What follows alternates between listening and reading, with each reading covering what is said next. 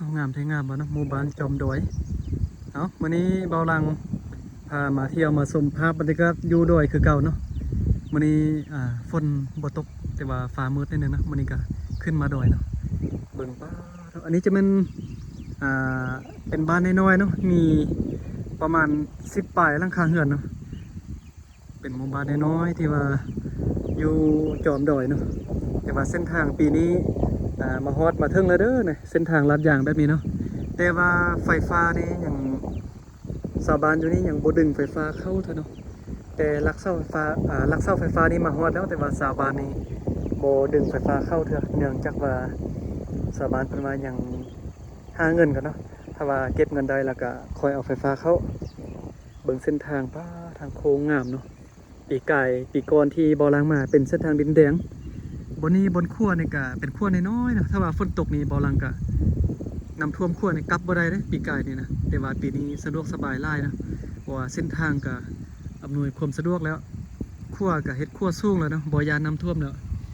ฝนจะตกแดดจะออกก็มาได้สะดวกสบายเส้นทางนี้ก็เป็นเส้นทางไปทางฮอดเมืองนาแลพุ่นเนาะไปแขวงหลวงน้ำทาพุ่นส่วนทางด้านขั้วมือนี่ก็เป็นไฮเข้าเด้อนี่เป็นไฮเข้าของชาวบ้านเดี๋ยวนี้ป้าเท่าบรรยากาศไฮเข้าเขี้ยวงามขนาดภาพบรรยากาศไฮเข้านี่เป็นภาพบรรยากาศที่หาเบิ่งได้ยากเนาะพ่อแม่พี่น้องเพราะว่าไฮเข้าบอนนี่เฮ็ดปีนี้แล้วจะต้องรอท้ายอีกประมาณ 5-6 ปีหรือว่า 7 ปีข้างหน้าจึงสามารถกลับมาเฮ็ดบอนเก่านี่ได้เนาะเป็นภาพบรรยากาศที่หาเบิ่งได้ยากวันนี้กับพามาเบิ่งมาชมนะบรรยากาศอยู่ดอยหมู่บ้านน้อยๆเนาะ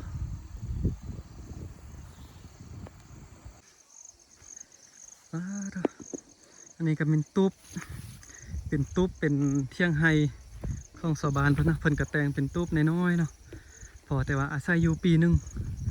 หลักเศร้าก็เป็นหลักเศร้าน้อยๆเนาะบ่ได้เฮ็ดคือทงหน้าเด้เฮ็ดเป็นตุ๊บน้อยๆต่ำๆแบบนี้เนาะบ่ให้ฝนสะเข้าไปทางด้านนี้ก็เป็นหมู่บ้านคนโอ้บรรยากาศดีวิวงามขนาดผมไปพี่น้องเบิ่งป้าเราวิวหลักล้านเนาะเบาลังเติมน้ำมันรถแต่50 พัดกีบเนาะขึ้นมาชมวิวหลักล้านงามขนาดบรรยากาศใครที่มักธรรมชาติแบบนี้แนะนำมาแขวงอุดมไซนะภาคเหนือของประเทศลาวจะมีหมู่บ้านมีวิถีชีวิตมีภาพบรรยากาศธรรมชาติแบบนี้เนาะเหมือนป้าลมพัดเย็นขนาดตอนนี้อยู่จอมดอยเดี๋ยวมาเบิ้งกันเที่ยงไฮเขาจะว่ามีอย่างเดโอ้มีพาอยู่นี่เขาจะเอาไว้อยู่นี่นี่ก็เป็นหม้อเนาะหม้อเขาจะเอาไว้ขั่วกินแตงกินโอ้นี่มีคกตำเตียวปะเนาะนี่เป็นคกไม้แบบนี้เป็นคกแบบดังเดิมอะนะ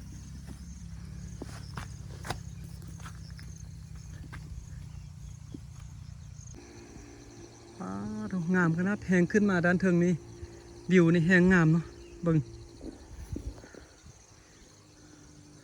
สุดยอดเลยป้าดูเป็นหมู่บ้านด้านลุ่มเนาะใครที่มักเบิ่งภาพบรรยากาศธรรมชาติวิถีชีวิตเงินสารบันซองของคนอยู่ด้วยติดตามซองของเบาลังไว้โบผิดหวังแน่นอนเนาะซองชีวิตแบบเก่าดังเดิมนำเสนอวิดีโอเกี่ยวกับการเดินทางเนาะบอกว่าจะขึ้นดอยหรือว่าในเมืองไปเบิ่งธรรมชาติไปเบิ่งวิถีชีวิตอยู่ดอย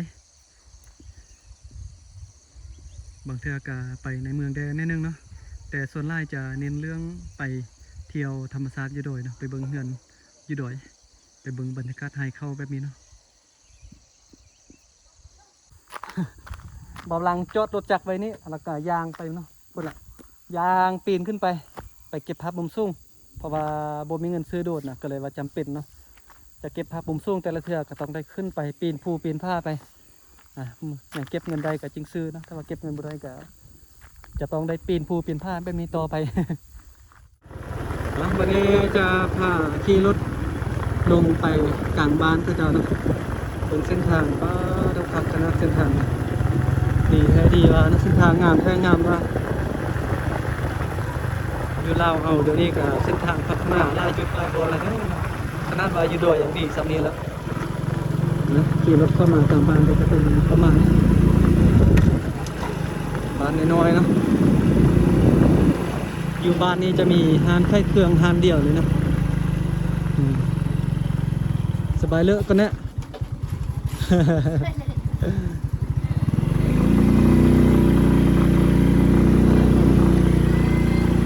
บ้านน้อยๆเนาะ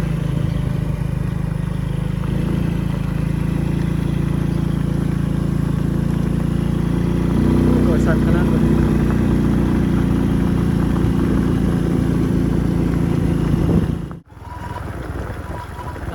ขี่รถออกจากบ้านเมื่อกี้มาน้อยนึงประมาณ1 กิโลป่านะอาจจะมีหมู่บ้านคนที่ตื่นนะส่วนบ้านนี้ก็เป็นบ้านน้อยๆคือกันนะเวลาไฟฟ้ามีแล้ววันนี้สามารถดึงไฟฟ้าเข้านะเส้นทางก็ดีมาวัดมาเที่ยวสะดวกสบายนะเป็นหมู่บ้านน้อยๆแบบนี้ซื้อบ้านว่าบ้านจันว่างนะเลี้ยวขั้วนี่ไปก็จะสามารถไปฮอดตัวเมืองแบงหรือว่าไปออกเส้นทางรถใหญ่ไปฮอดเมืองไซปุ่นเนาะแต่เส้นทางโอ้บ่ดีเนาะส่วนเลี้ยวซ้ายมาบนนี้ก็ไปฮอดลูกน้ำท่าพุ่นแหละแต่ว่าบ่ลังนา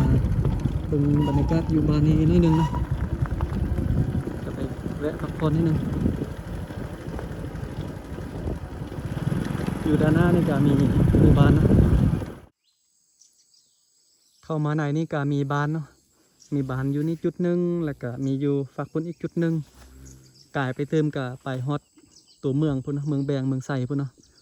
ส่วนบนนี้ก็มันมีบ้านอีกจุดหนึ่งบ้านนี้วิวงามขนาดเบิ่งเนาะมีเป็นจุดเป็นบอนไปกับบคิดบ่ฟันว่าอยู่กลางป่ากลางดงจอมผู้แบบนี้ยังจะมีหมู่บ้านคนมีผู้คนดำรงชีวิตอยู่เนาะเดี๋ยวบอลังจะไปพักผ่อนอยู่บ้านด้านหน้านี่ในหนึ่งนะรูบาเขาเจ้าจะเปิดร้านเลยบอลจะไปซื้อน้ำกินแล้วก็ซื้อขนมกินเนาะตอนช่วยอย่างบนทันได้กินข้าวเถอะบรรยากาศตอนช่วยก็จะมิดแบบนี้เนาะเพราะว่าผู้คนเพิ่นก็ไปให้ไปส่วนมันนะบ่ค่อยอยู่บ้านนะตัวมือนี่ก็มันสุขสันต์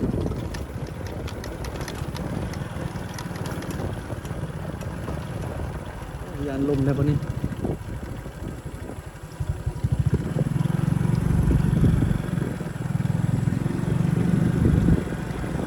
วันนี้จะมีร้านคัดเครื่องเนาะโอ้มันนี้ก็จะเปิด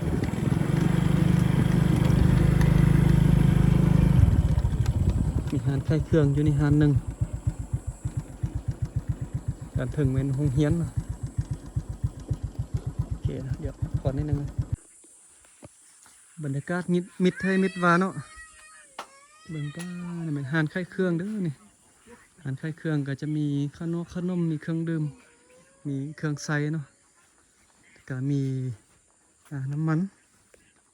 เอสซังเนาะไว้ใส่รถจักรก็ประมาณนี้เนาะร้านขายเครื่องอยู่เขตดอยนี่นะโอ้บ่มีคนอยู่จักคนเลยมิดไทยมิดว่า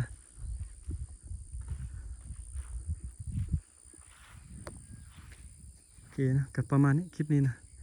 วันนี้ก็ขอบใจผมพี่น้องที่ว่ามาเบิ่งมาชมเนาะคลิปนี้บอลังกาเขาอนุญาตจบคลิปเพียงตัวนี้ก็เนาะจะพักผ่อนอยู่นี่นิดนึงตอนแรงแล้วก็คอยเดินทางต่อเนาะ